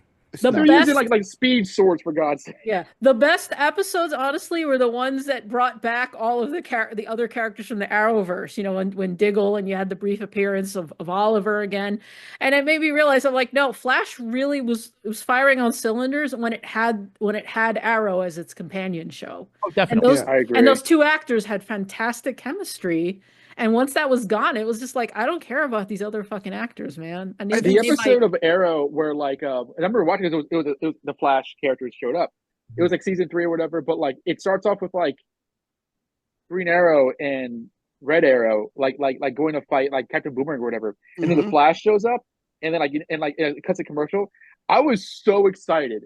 I was like, this is exactly what I would yearn to see in terms of a superhero show.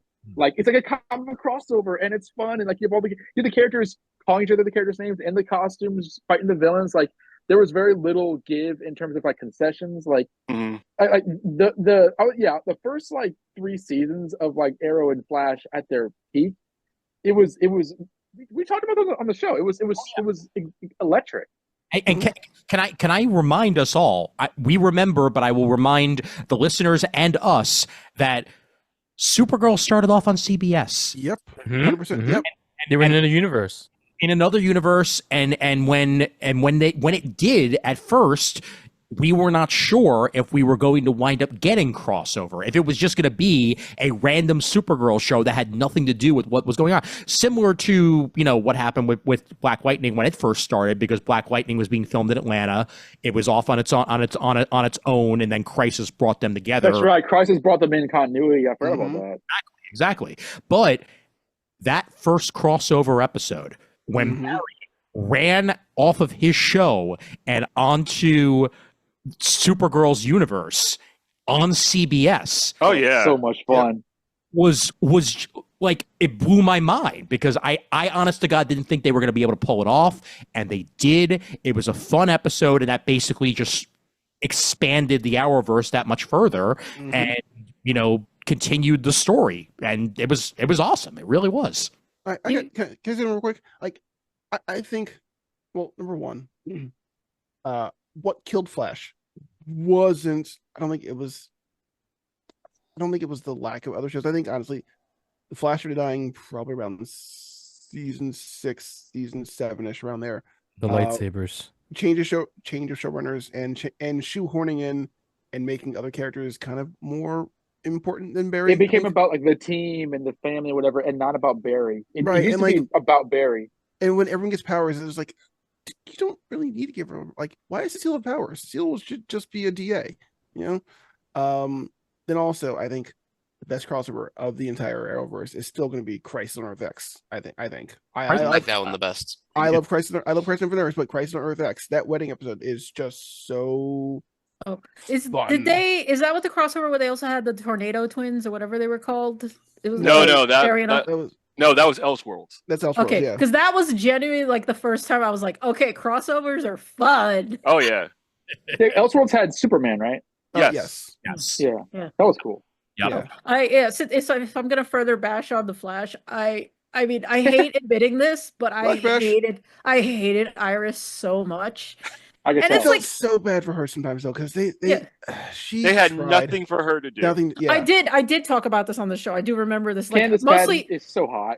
She's fine. Like, I have nothing against the actress. And again, I have to say this. I don't care if they made Iris black. I do care that she's all like, I'm a journalist, and then she's like the worst fucking journalist. Oh my god. So bad at it, and like.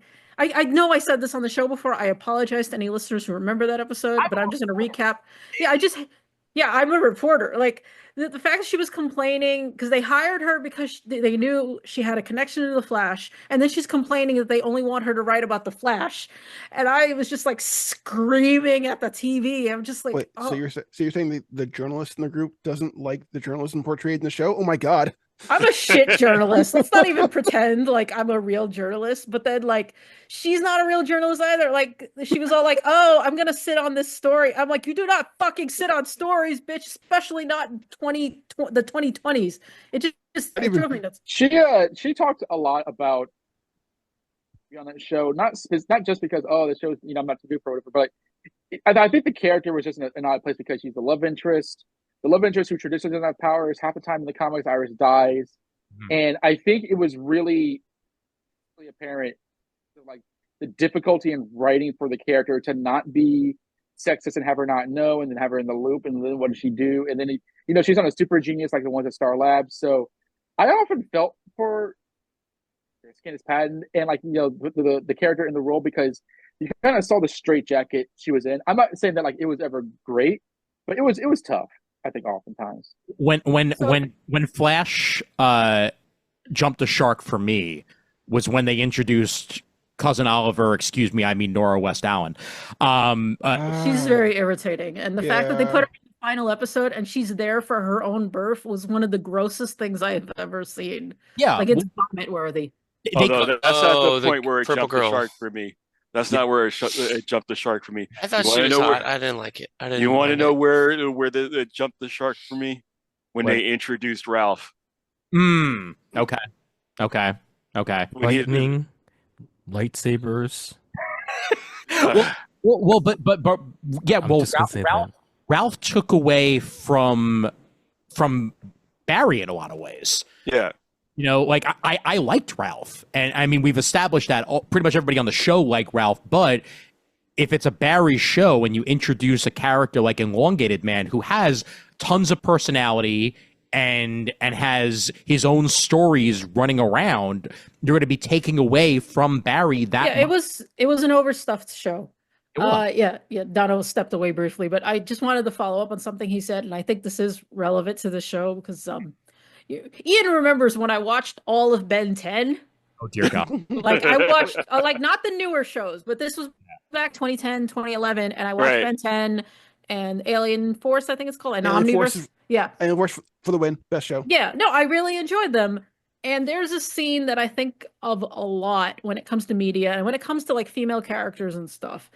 And because what's his face, Kevin Levin. And, he starts dating Gwen in Alien Force. And there's a part where, like, Ben has to say to him, and he's just like, Gwen can take care of herself. And Kevin's response sticks with me. He says, I know, that's why I like her. It doesn't stop me from worrying about her. Mm-hmm. And I thought that was the perfect encapsulation of how a hero or, any like action character should relate to their significant other. They should have a significant other who can take care of themselves, but it doesn't mean that they have to completely like give up those parts that care about them. And the reason I say this is relevant also, not just because it, makes me think because that episode, what? Superman and Lois is a perfect example. Well, look, you didn't let me finish. I was about to say though, like the reason I also think this is relevant is because that episode was written by Dwayne McDuffie. Oh, there you go. I was like, that man has written so many lines of dialogue that stick with me now, and that scene is just forever. Superman and Lois is also good because, Lois is not. They didn't give her fucking superpowers. I mean, again, cancer season. Yeah. But they knew how to make her relevant where they needed her to be relevant. Yeah. And I thought that was good, and also, I will say I like her Lois better than other Loises because I've always had an issue with Lois Lane because I think my first real exposure to Lois Lane was the Fleischer cartoons. And I'm like 6 years old being like, what are you doing? Why do you keep doing that? Why does he have to come and save you every time? Because you did something stupid. Like that's every Fleischer cartoon. She's doing something really risky and then he saves her ass and then she gets to write a story and everybody's like, oh, you're so brave, Lois. And I'm like, yeah, but she's only alive because he dragged her ass out. Like it irritated me so much. So yeah, like Bitsy Tulloch's Lois is so much better. Absolutely. And to focus on this at least a little bit further here, and then we'll sort of wrap up this topic and move on to something else. Is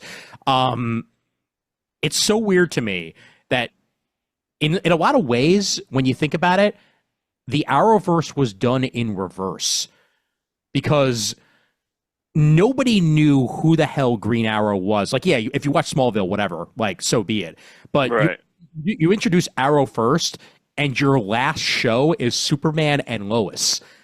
Like, the show that you would think would be the tentpole for an entire universe is the closer. It's the same thing as the MCU, though. You start off with Iron Man, a character nobody gives a shit about, and you build up from there to the characters people actually gave a shit about. Yeah, no, absolutely. And for that matter, in a lot of ways, I don't think the Netflix shows for Marvel, which are now the Disney Plus shows, but they used to be the Netflix shows, but now they're on Disney Plus, they probably wouldn't have happened the way they did without the Arrowverse, quite frankly. Yeah, I would agree with that. I think the Arrowverse proved that it could happen. Yes. Yeah, it proved that you could do grounded, you could do low stakes, and people actually would still care about it. Especially Daredevil, I think, probably learned that lesson the best out of all the shows. Yeah. Oh yeah. I remember we first started about Daredevil season 1. It was myself and Kris was on with you guys, and we had said which was better, Daredevil or Flash at the time. It was a very different time, and so I think it was kind of depending on what we were looking for. Oh God. Oh no! Please, yeah, and the way those shows turned out, obviously for a while we thought we would never see any more Daredevil, and now lo and behold, we have ourselves a new series. I would love for there to be at some point a return to this universe, but I highly doubt it's going to wind up happening. Just because obviously the state of the CW, James Gunn wanting to do his own thing and all that jazz. I was going to bring up in terms of like creatives, a lot of this is owed to Jeff Johns. True. Especially with Flash. I feel that he was kind of like, the uncredited showrunner. I don't want to say showrunner, but he kind of got a lot of this kind of geeky stuff going. And then like somewhere along the way, he fades off. And now that Gunn is like, the head honcho on all DC media and the face of it, it's going to be it's going to be like a sea change. It's like the Jeff Johns coalition is no more, basically. Well, definitely not. Yeah no cuts only. That brain trust is gone now, unfortunately. And look, think about it. Tomorrow, Creature Commandos comes out. Yes. So, I mean, already at the dawn of a new era for DC media, right? While at the same time, James Gunn has to say, so most of Peacemaker happened, except for that last scene. And I think he should have said that season 1 and season 2 are not in continuity with each other. And I was like, Season 1 is so good. Oh, I know, but that's just it. Like, so much of season 1 still works in the overall scheme of it, except for that last damn scene. And just cut it out. Yeah, that. Oh, right. Yeah, release the gun cut. He just it could be like he's holding somebody and just walks past him and says, like, "You have assholes. You're not helping me," and that was it. So, like, to me, it's not that consequential.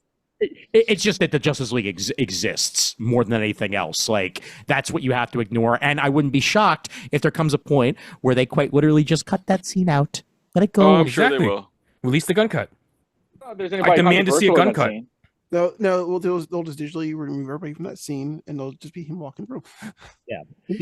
And they'll also add a mustache to Peacemaker. Anyway, continue. Yes. Yeah, can we since we seem to be pivoting to Max now, can we talk about the big show? Yes. From this fall? Yes, you can. Yep. And for those of you who have not listened to Kris's interviews that were conducted at New York Comic Con, please do yourself a favor and do that, as they were all quite good. And a whole bunch of people involved with Penguin are interviewed in said episode. That's our New York Comic Con interviews episode, plus a bunch of stuff from the Star Trek realm of things and the toys that made us. So definitely check that out. But yes, please discuss Penguin.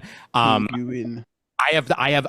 will fully admit I haven't gotten to it yet, and I want to sit down and watch the whole damn thing. But I am happy to have you guys discuss it, and I'll ask some questions. So I will point out, Ian's all like, I don't have time for it because he's watching all of RuPaul's Drag Race.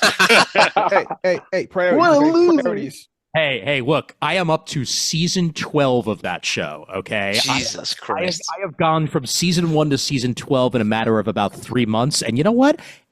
It's a happy maker. There's something about that show that's just incredibly satisfying. I mean, that's fine. I didn't realize there were that many seasons. Oh, boy. There's 16, brother. Plus, do they pump out like 2 a year or something? Actually, no, it's been going on for like it's been going on for years and years and years at this point. To the point where the first 2 seasons are 4-3. That's how long this shit's been on. Wow. But there's 16 seasons of that, plus 9 seasons of All Stars, plus 6 seasons of UK. There's Canada. Is RuPaul on all of those? She is on every episode of the main US and All Stars. She's also a judge on UK. Look. RuPaul's got to make that fracking money somehow. Damn right. Power to her. Yeah. No, I will beat you on that. Remember, I am watching all of One Piece. Oh, I know you are. I am oh my god. Episode 570 after a year of watching it. So you're halfway there.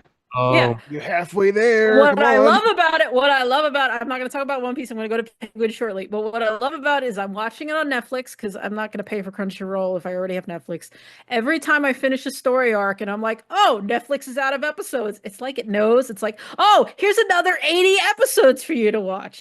It's hilarious, honestly. It's like when you're out of potato chips and all of a sudden more potato chips are just handed to you. Here, have some more potato chips. Continue eating. That's anti-fascist potato chips. Yes, definitely. It is definitely a show to watch now because I did not expect that One Piece was going to basically be a show about fighting fascism. And it is. But yeah, Penguin, as I said in the interviews, yes, the non-comic booky comic book show. Bat Sopranos, yes. Yeah, with absolutely no Batman, even though I think we all agreed that last episode we were like, he got to show up now, right? Right? Like, seriously? And then he did. Too busy voguing. Pattinson on the runway. Little do you know, Donna. Well, okay, that'd be hilarious, considering again RuPaul. But no, he's just been running around Gotham holding a bomb this entire time. Clearly, that's the only. No, some days. My general, I mean, I think the show, it's really interesting because you kind of from watching the movie, you actually do kind of find Penguin kind of funny, especially when he chews him out for the El Rata thing. What are you, stupid? Yeah, it's great. And Colin Farrell's a fantastic actor, if you haven't seen it, there's a video of him going around in the Penguin makeup where he's speaking in his normal accent, and it's just bizarre. It's such a weird thing to watch. But the thing about the show is I'm like, oh, okay, I'm on board. This makes sense. We get to see him become the great kingpin of Gotham or whatever. And then it's like, oh no, oh no, oh no, no, no, no, no. like it just went downhill so fast. Like, I mean, I loved bringing in Sophia and actually making her a really interesting character. I'm not really familiar with her in the comics, but everyone I know who is in the comics said it's a far superior interpretation of it. Well, she's basically only in Dark Victory, though. Yeah, which like that's it. Well, she's in Long Halloween at the very in the last few chapters. And I've read those. The big trick of hers. Yeah, I've read those, and I don't even remember. Like, it just that's how little like that gave Kristen Merlotti honestly a lot to work. I wouldn't call her like a major character. I think she's more of a major character in Dark Victory, but not to the version of they fleshed her out in the show way better than Jeff Loeb bothered to 20 years ago. I mean, they gave her a tragic backstory, like a real tragic backstory that like you fully empathize and you start thinking like, wait, I think it even coming in the interviews, like, isn't this show really about her? And it kind of is in a way. And yeah, there's a lot I could say about this. That Arkham Asylum episode was like, wow, really incredible. And then the Penguin's childhood couple of flashbacks. Oh my gosh! I was like, is that on purpose? Did he forget? And you don't really like. No, I feel like I'm not trying to spoil anything, but I feel like they never really said like. No, I think it's very clear because the thing is like he does walk back and he's just kind of like, "Hey, Ma, how's it going?" Yeah. The thing is, he has so many opportunities because his mom's like worried about him. He has so many opportunities in that episode to tell her anything, and he doesn't. So no, it is a very deliberate choice. But I guess like when he does what he does down there, I'm like, does he realize that like that locks and I think he didn't at first, but like eventually he does and does not care. Yeah, like he was to the point where he should care, like, and he sips over it. He marches out and they never show him like turn back and be like. You know, like in a cartoon, you'd have that character go like, "Oh no!" You know, in fairness, in fairness, I'm watching it and he looks them, because they do the whole thing where they climb down the ladder because they're playing hide and seek, and he's like, I can't go down there, and I'm like, yeah, your brothers are little dicks. But then it's like as the episode grows, it's like that growing horror. That's why I think it's really well written because again, I could empathize. I'm like, oh yeah, it does kind of feel like his mom pays more attention to his brothers than him, but then you kind of start to realize like the stakes, like what he was willing to do to grab 100% of her attention. And I'll just say, I love saying he's like the child murderer. Like holy shit. No, that kind of like I've read Batman comics over the years. I've never thought of the Penguin as being that fucking hardcore of a villain. And this show just completely upended like everything I thought I understood about the Penguin from comics and movies. There's an excellent Penguin one shot by Jason Aaron and the late Jason Pearson that shows you exactly how much of a monster Oswald Cobblepot actually is. That's the Joker's Asylum Penguin one shot. There's been comments where it's like, like when push comes to shove, he really isn't that like Burgess Meredith joke character. Like he's, even though most of the time he ends up at Blackgate over Arkham, he is as fucked up as the rest of the Rogues Gallery want to be. Oh yeah, well even in more recent comics, at the beginning of Zdarsky's run, the stuff that Tom King was doing and Zdarsky were doing in those backups, and Penguin giving absolutely zero regard to his kin. Essentially, he's just he's all about whatever can make him more money and give him more power. And that's kind of the character that Penguin has stealthily always been in the comics, and it looks like this series just takes that to the next level. I will give Tom King his due.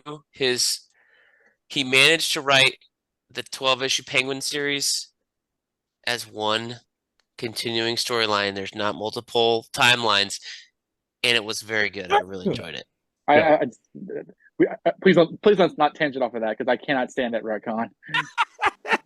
I do hate that he's now Oswald Cobb everywhere. Oh yeah.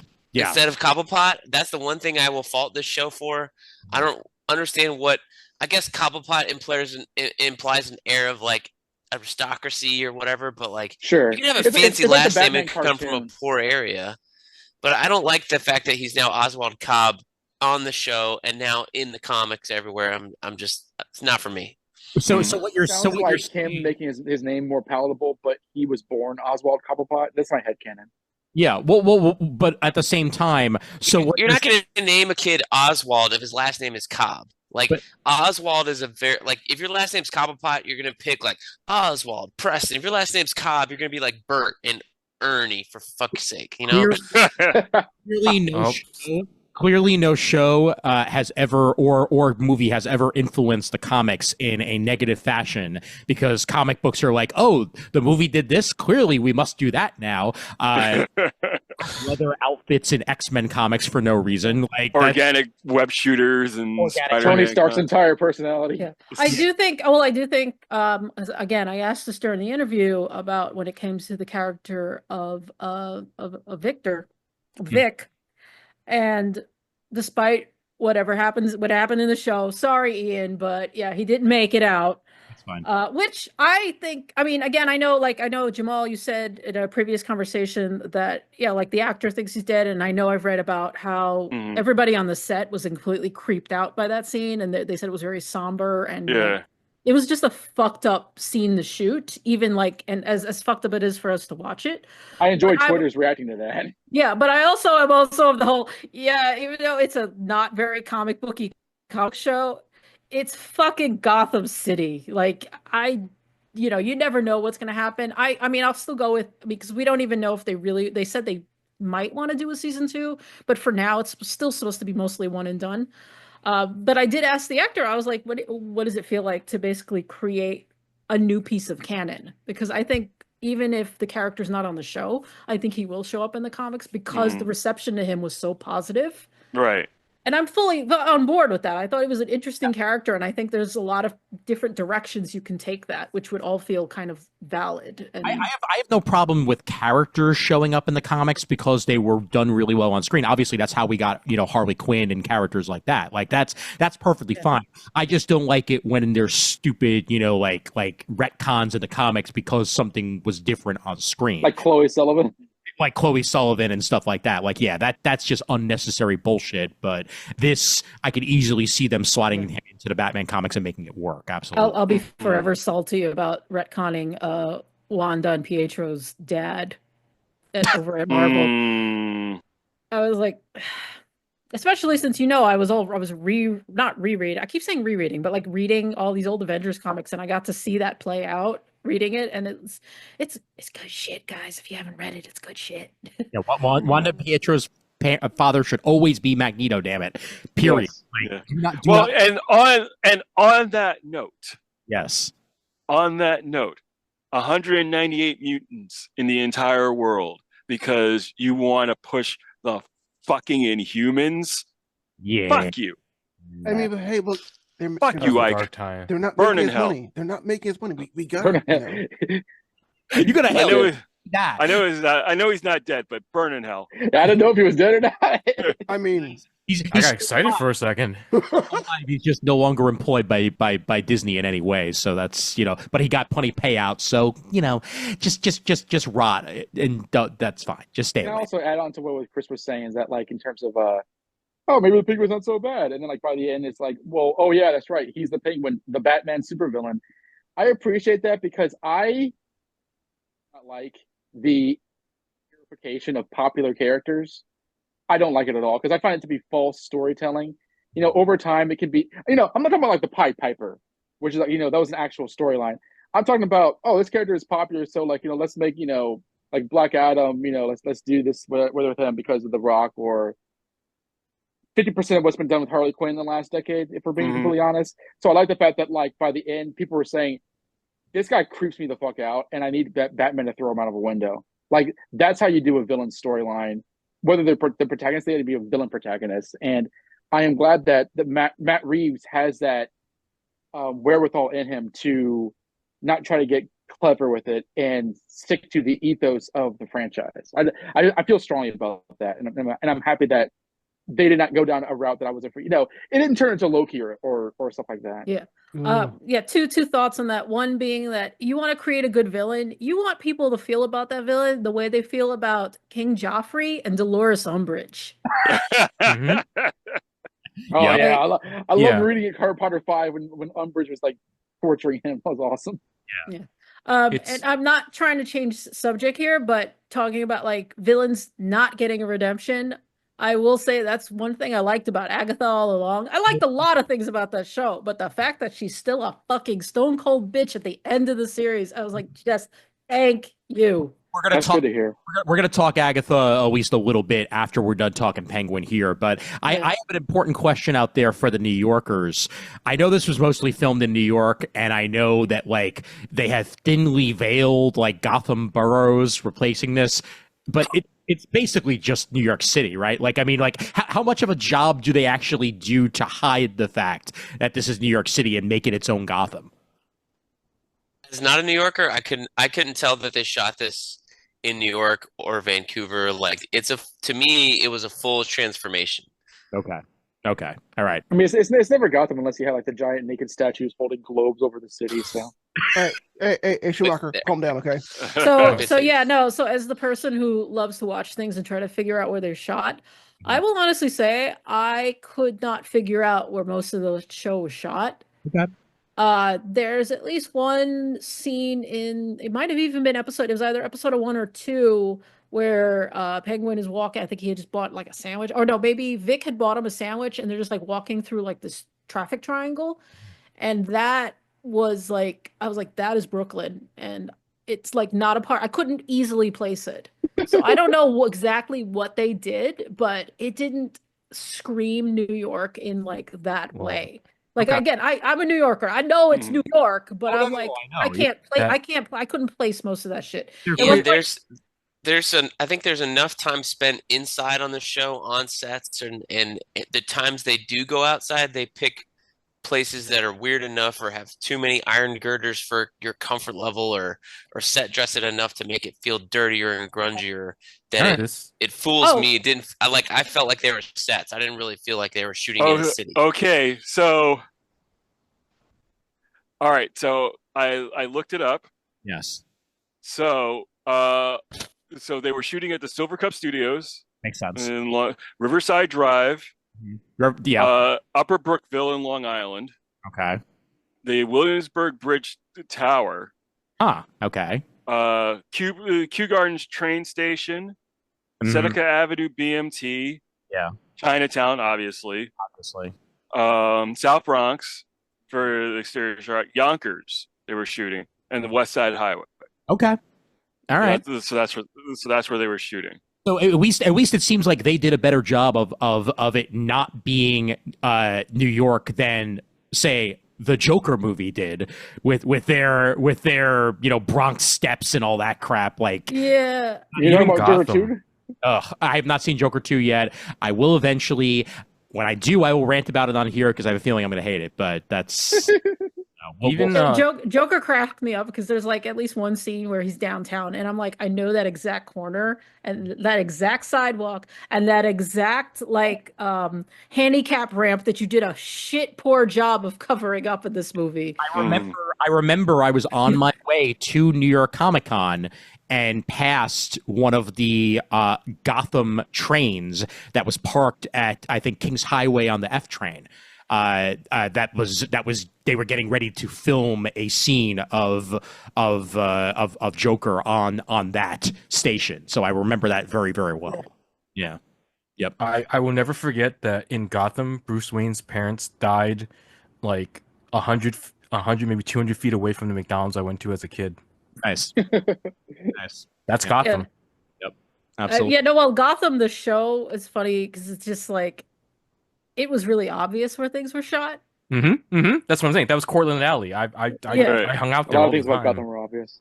This show, The Penguin, is easily one of the most successful shows that has aired on Max so far. Right.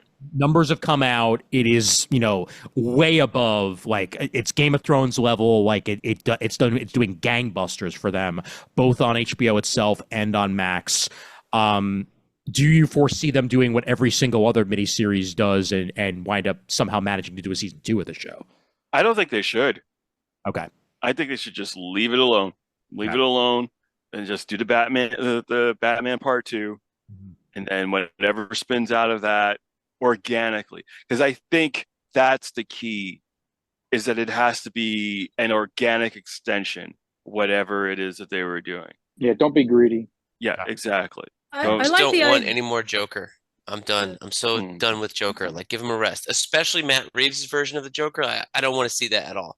Like, whatever was in that deleted scene. Like, I'm done. I don't want Barry Keoghan. I don't want that design. I don't want any more Joker. No thanks. You're not in really a position of power to tell him anything. I know. Which means we're getting Keoghan. Joker. I don't want Joker. Like, he's obviously going to be in there. You know that by the time I release this episode, they're going to have announced a miniseries for the Joker just because you said you don't want it. Like that's it's going to happen. It's going to happen. I don't like. To me, the most interesting part of the Batman was the way that they made Penguin interesting, and he was the most he was the character, even though he wasn't the main villain. You know, he was the one that was the most interesting. Like, it was I don't know if it was a new take per se. It was just like, yeah, Danny DeVito was one extreme, and then you had the 60s TV show that was the other.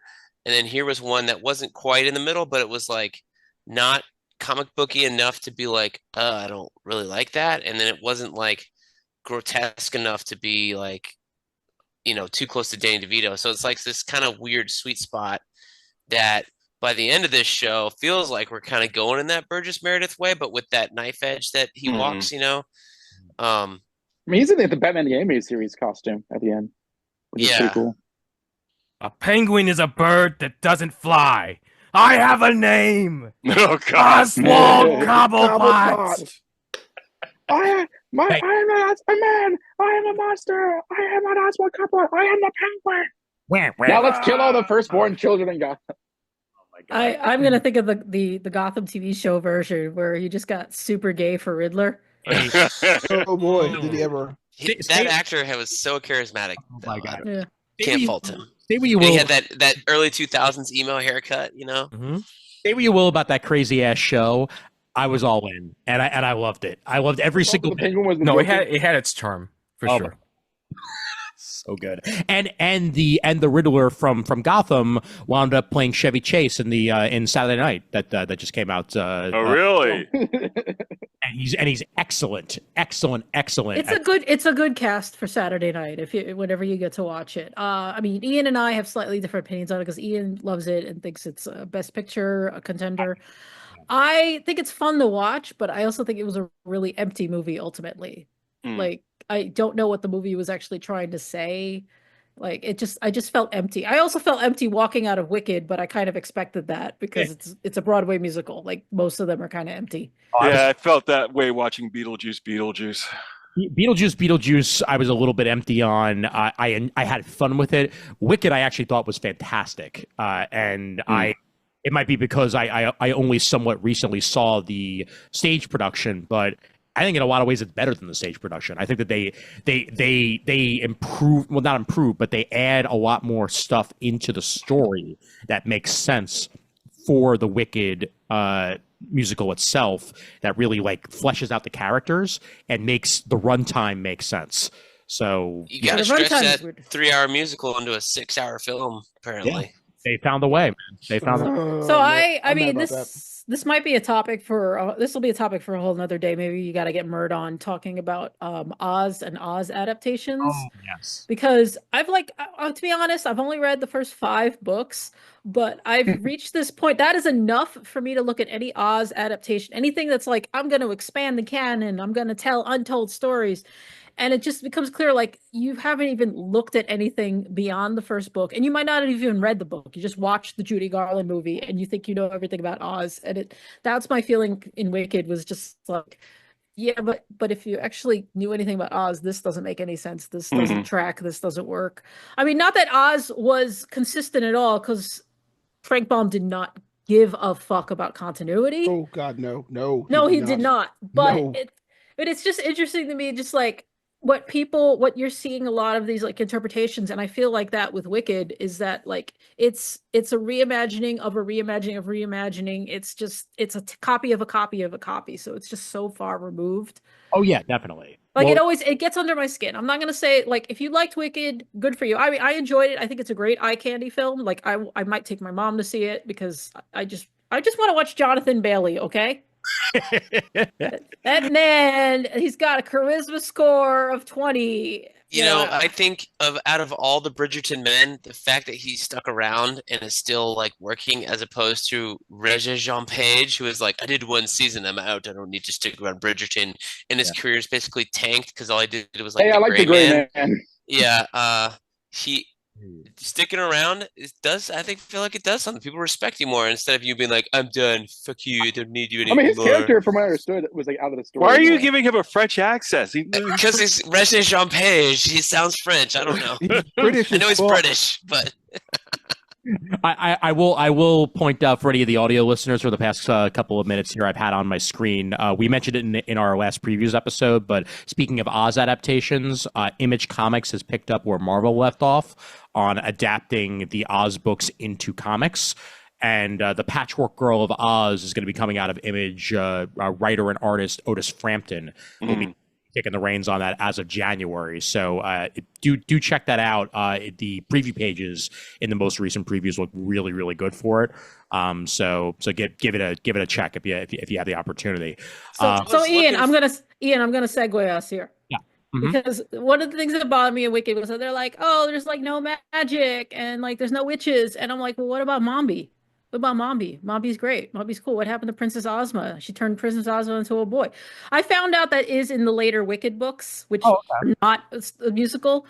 But I was gonna say, speaking of witches, if you guys are going on Agatha, which I've not seen, I am going to take my leave just so I got just family responsibilities now. All good. Dono, go ahead. Donovan. Go ahead. You know what? Later, Dono. I'm gonna peace out as well. Mm-hmm. Jet lag is kicking my butt. Oh no, I know. Yep, absolutely. But it was great seeing you guys. Most definitely. Absolutely. Yes. As long as I will try to be a more. Don't forget your plug skis. Yes. Oh, my plug skis. Shoot, I am going to India in January. I'm going to Bengaluru, India for Comic-Con India. Nice. So that is my next show. But otherwise, you can find me on Facebook, and you can find me on Blue Sky and Instagram. I'm on Instagram as Jamal Igle Comics. I'm on Facebook as Jamal Igle and Blue Sky as Jamal Igle, and I will be formally leaving Twitter on New Year's Eve. So, nice. Peace out. Excellent, Jamal. Donna, where can they find you? I'm also on Blue Sky, although I am still on X, just to watch it burn. Still doing questions we don't have answers. Have a recent episode talking to Gen Z about politics. There's going to be at least another episode before our typical end of the year top things we enjoyed episode in December. I'm also doing stuff. I have a lot of stuff on DC.com. Interview with Tom King, interview with Cena Grace. Always happy to be on. Always happy talking to you guys, and I will see you in 2025. All right. Later. Good. Take care, guys. Bye, boys. All right. I think that's about it. So before we do wrap up, I will note that one thing we didn't get to this episode, which will definitely wind up becoming its own episode, is maybe once the new year hits and we're all available, because chances are the next time I record it will probably be previews to make sure that gets out. But I want to talk Absolute. I want to talk Absolute DC. I want to talk about the new launches there, plus some of the latest all-in stuff. So those of us who have read it can gather together sometime in the beginning of 2025, and we'll get on at least like the first 2 issues of whatever series have come out and talk about that new DC initiative. As so far so good. Not to spoil my opinions on it, but I am really liking what it's doing so far. So I'm gonna read it on the way to PAX. Well, there you go. Enough said. And speaking of PAX, yep. Speaking of PAX, PAX.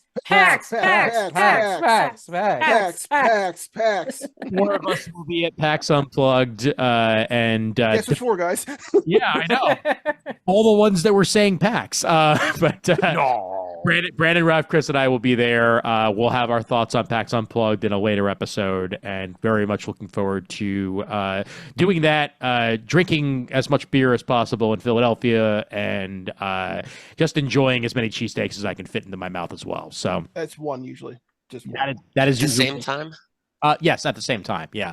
Or I may just go back to the same damn one that we went to last time because that truffle whiz was, oh my god, it was so good. Oh my god! Fuck you for not taking me last time. As long as we avoid SantaCon.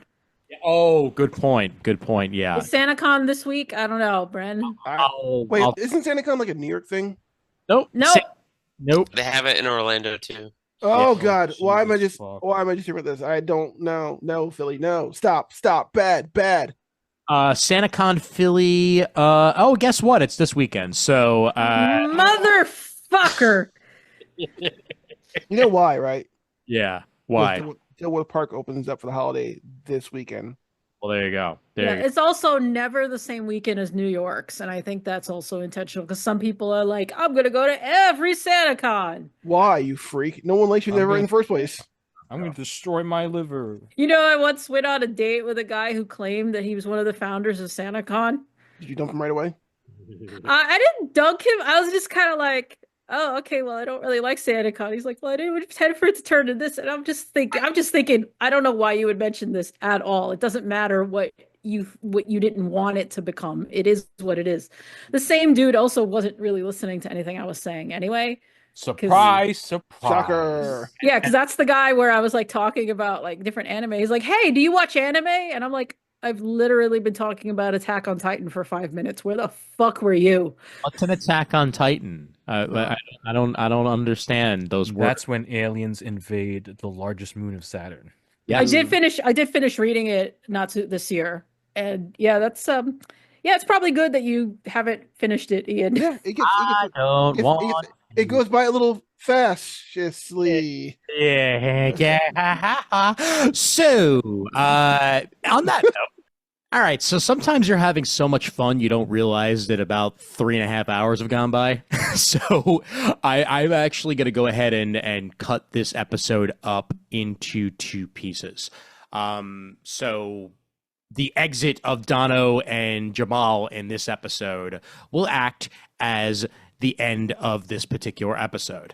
And I want to obviously thank Kris and Raph and Brandon and Brent for also joining in on this particular episode.